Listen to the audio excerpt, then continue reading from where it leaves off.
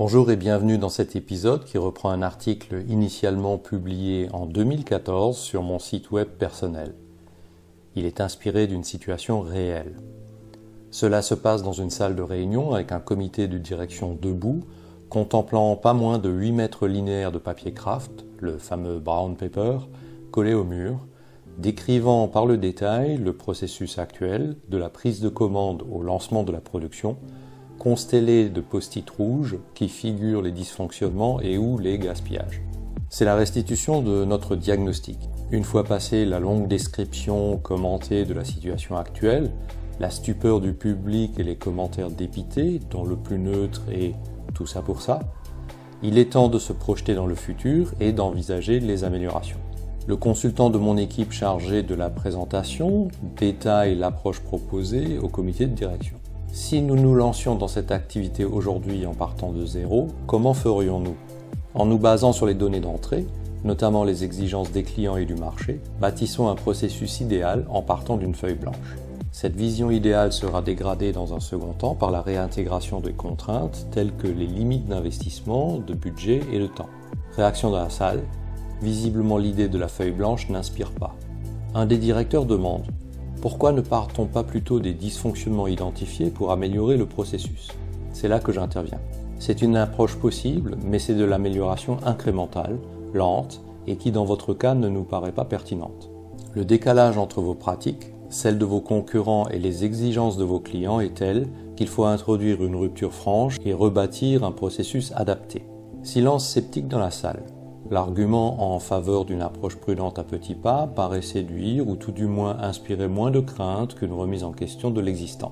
Je reformule. Vous proposez de mettre des rustines, c'est-à-dire des mesures correctives ou améliorations, sur le tuyau, c'est-à-dire le processus, pour améliorer le débit en réduisant les fuites, les dysfonctionnements et les gaspillages, mais vous conservez le même vieux tuyau sans vous poser la question de l'utilité effective de ce tuyau. Vous postulez qu'il faut un tuyau. Vous raisonnez à partir du tuyau parce que vous voyez ce tuyau tous les jours. Or, le tuyau a été posé à une époque où il était judicieux d'avoir un tuyau de cette longueur et de ce diamètre. Effectivement, le processus actuel est un héritage d'une autre époque et des extensions, des ramifications et des couches se sont rajoutées au fil du temps. Nous vous proposons de partir d'une feuille blanche en oubliant votre tuyau. Si cela se trouve, ce qu'il faut à l'entreprise dans la compétition actuelle, c'est un robinet ou peut-être un seau.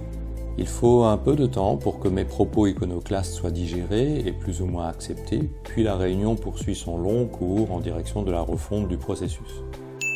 Cette réaction tuyau-rustine m'en rappelle quantité d'autres, comme par exemple un groupe industriel convaincu de faire du lean, dont les groupes de travail décrivent les processus, mais ciblent les seuls temps d'attente qu'ils y trouvent, puis travaillent à les réduire. Des initiatives SMED dont le but est d'accélérer la séquence des tâches lors des changements de série sans se poser la question de la nécessité de toutes ces réductions. Des projets d'amélioration de disponibilité machine visant également celles qui n'ont que quelques heures de charge par mois.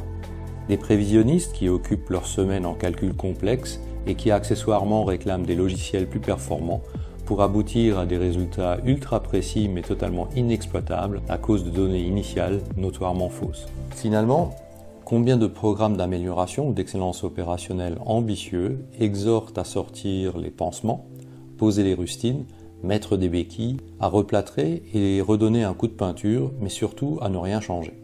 Les concurrents hilars remercient chaleureusement ces aventuriers de la bricole et les invitent à persévérer. Au-delà de la métaphore et des anecdotes, dans certaines situations, l'approche d'amélioration incrémentale ou Kaizen ne convient pas. Si le temps manque, ou si aucun cap n'est fixé pour diriger et ajuster les efforts d'amélioration. Dans le cas rapporté, le comité de direction n'avait pas de vision à partager, pas de stratégie permettant de mobiliser les opérationnels, ni sur laquelle orienter les actions. Inviter les acteurs de terrain à améliorer sans pouvoir leur dire pourquoi en 2 mots, ni pourquoi en 1 mot. La finalité, la raison des améliorations demandées, c'est les inviter à consommer du temps et des ressources, à améliorer des processus et opérations peut-être inutiles ou peu pertinentes. Ma proposition exprimée sous forme métaphorique avec le tuyau et les rustines visait à redéfinir les attendus de la direction en fonction des exigences des clients et de la situation de l'entreprise révélée par le diagnostic. Cette réflexion stratégique se met ensuite en forme à l'aide d'un goal tree et ou de Hoshinkanri pour pouvoir cascader les exigences de manière pertinente et focalisée dans l'ensemble de la structure. Les acteurs disposent alors d'une indication de direction, d'un cap sur lequel aligner leurs propositions. Ce sont eux qui proposent le comment, quelles initiatives permettent de réduire l'écart entre ce qui est attendu et l'état actuel. Si vous avez aimé cet épisode, merci de le faire savoir et de le partager. À bientôt sur l'un de mes médias.